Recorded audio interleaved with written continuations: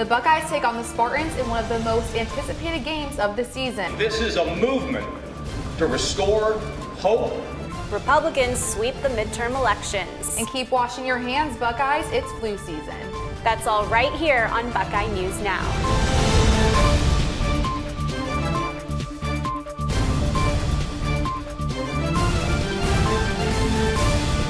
Welcome back, everyone. I'm Ritika Shah. And I'm Ariana Bernard. You're watching Buckeye News Now. The 2014 midterm elections were this past Tuesday, and the Republican Party swept the majority statewide and nationally. The Republicans now control both houses of Congress for the first time in 8 years. On a more local level, incumbent Governor John Kasich was re-elected. Lantern TV was at several election night events across the Capitol and brings you our election coverage recap. You see, folks, we're now part of a movement. This is just not another election, another political campaign. This is a movement to restore hope in our state, and maybe it can even become contagious, with hope being restored all across the United States of America. Some attribute Governor John Kasich's success to pushing nonpartisan policy and establishing himself as a central Republican. And Ohio likes centrist Republicans. But the point is, he has worked very hard, very energetically, to turn the state's economy around. And the job is not done, but Ohio actually has done better. And so he gets credit for that. Kasich defeated Democrat challenger and Cuyahoga executive Ed Fitzgerald. Other Republican incumbents swept the statewide offices as well. Attorney General Mike DeWine defeated former Hamilton County Commissioner David Pepper.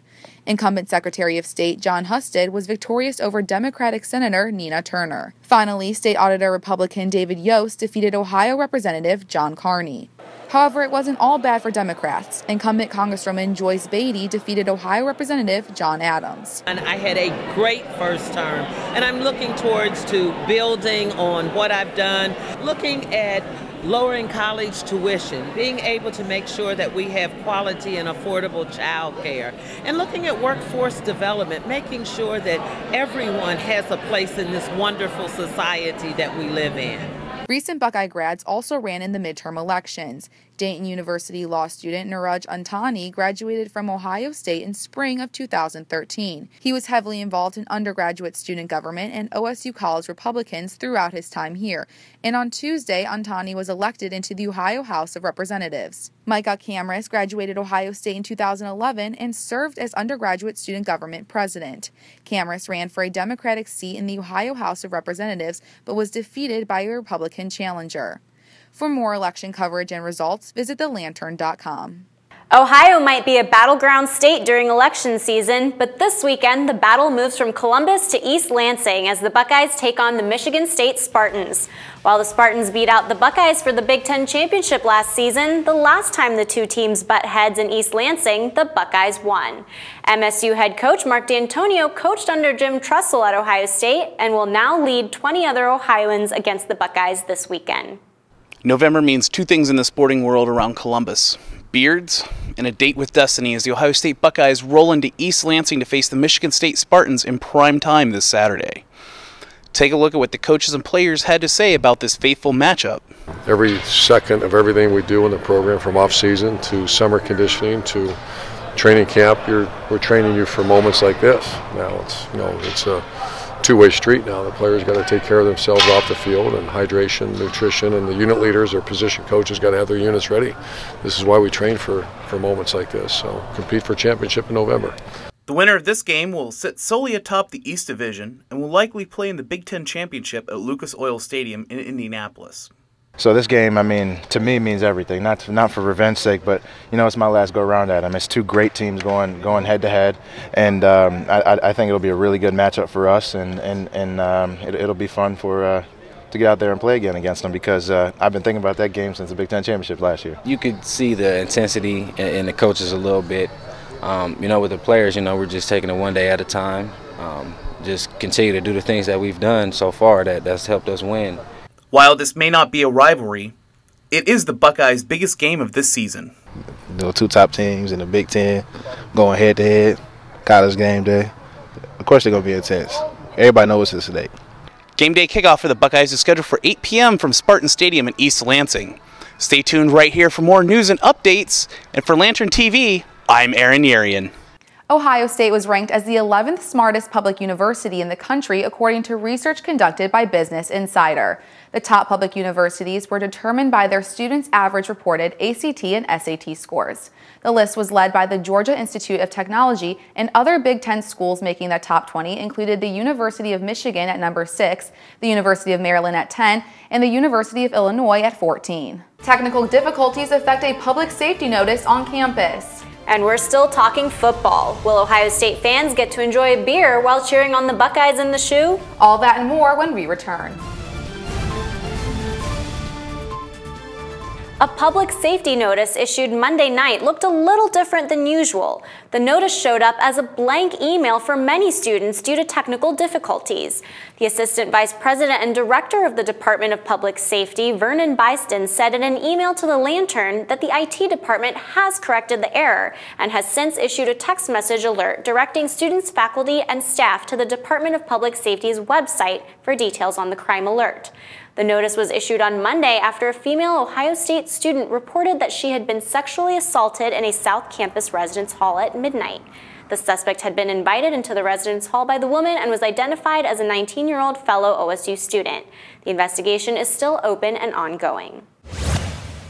It's been taking some more effort to get out of the door in the mornings with all the temperature fluctuations over the past several days. Add some rain to the mix and dressing for the weather can become a real challenge, especially when we're walking those long distances on campus. John, can we expect the temperatures to get steady over the weekend, or will layers be the best bet? Rithika and Ariana, much colder weather going to be settling in for us as we head into the weekend. Today, though, 52 degrees. Scattered showers moving through our area. Definitely throw in the umbrella as you're heading out to classes. Winds out of the west at 10 to 15 miles an hour are going to make it feel a little bit chillier than that temperature. For the day tomorrow, much colder air moving in. We're going to start at an eventual low of 35 degrees and getting only up to 43 degrees for your Friday afternoon. There is going to be plenty of sunshine, so definitely throw in the sunglasses.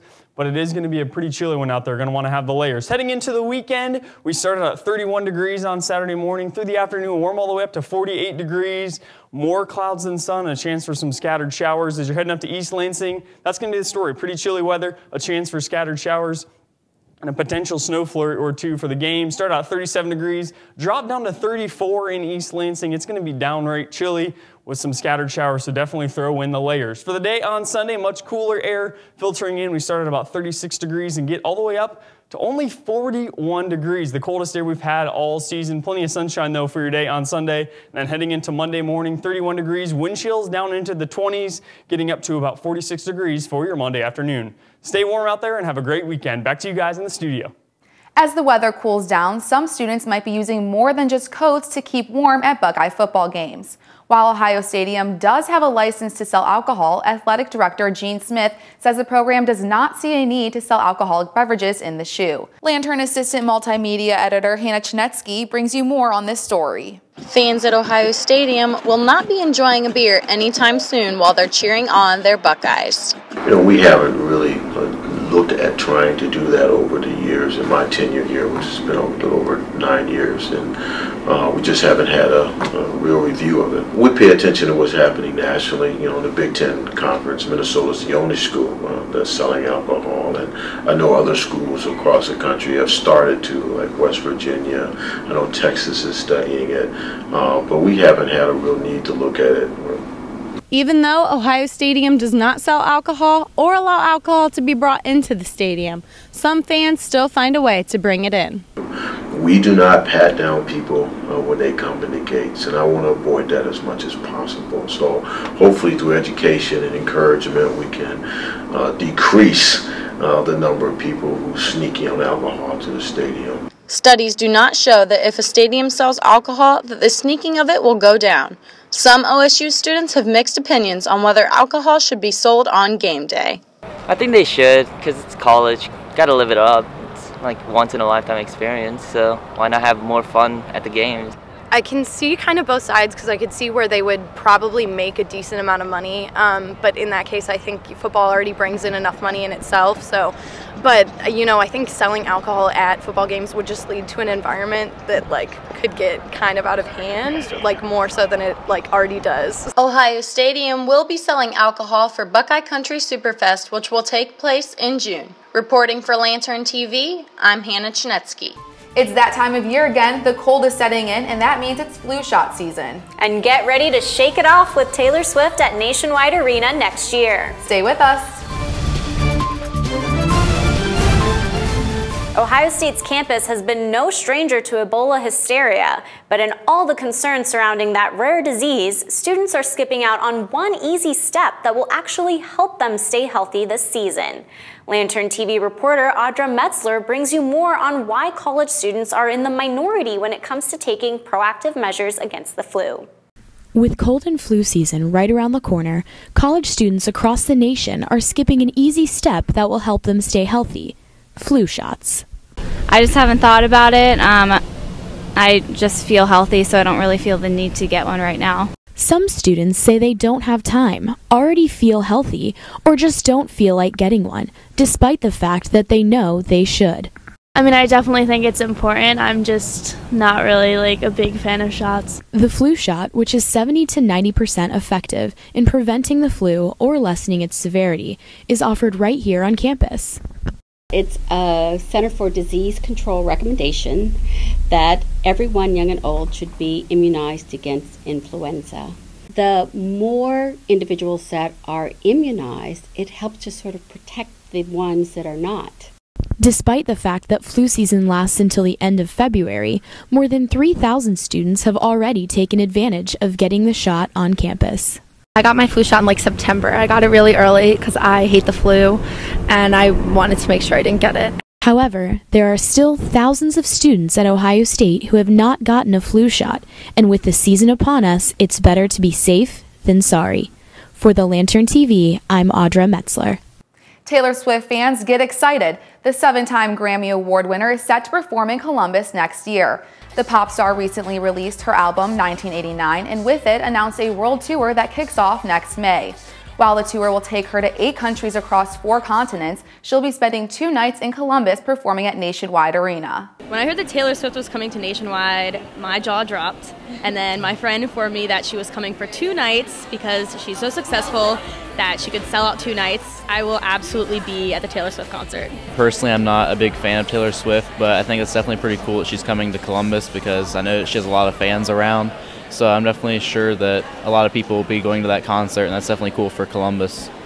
Students looking to satisfy their taste buds without putting a dent in their wallet will soon have 2 new options. The first mirrors Chipotle and Piata in food service, but with pizza. Blaze Fast-Fired Pizza gives customers the opportunity to build their own pizza in an assembly line and bakes the pizza in as little as 3 minutes. The restaurant is set to open in January and will replace Burger Works on High Street, which closed in October. A cheese personal pizza starts at just $5.